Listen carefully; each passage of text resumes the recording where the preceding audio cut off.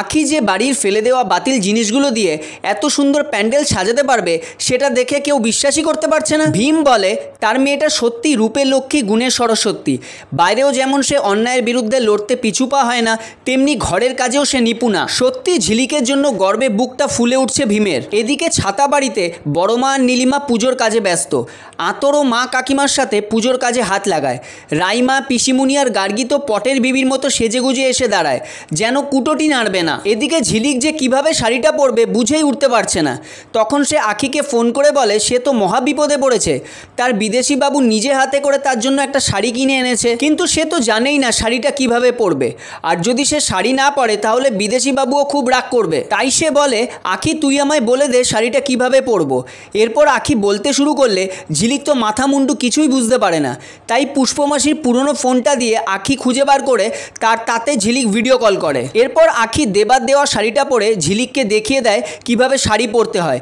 কিন্তু দুজনের শাড়ি একই রকম দেখে ঝিলিক বুঝতে পারে নিশ্চয়ই শাড়িটা দেবাই আঁখিকে দিয়েছে।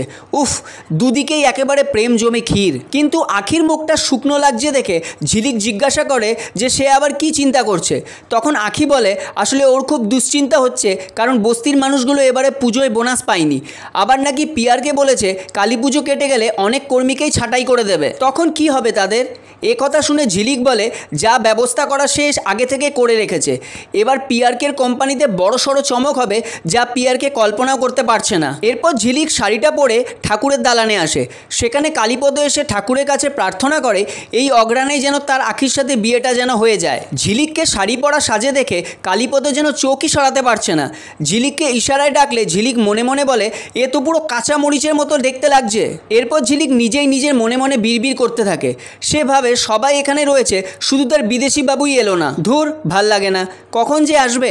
ওনাকে দেখানোর জন্যই তো ঝিলিক আজ এত সুন্দর করে সেজেছে, কিন্তু গৌরবই আসছে না। তো বন্ধুরা, আপনাদের কি মনে হয় ঝিলিককে শাড়ি পরা সাজে দেখে গৌরব কি খুশি হবে? জানতে হলে আজই আমাদের চ্যানেলটি সাবস্ক্রাইব করে নিন।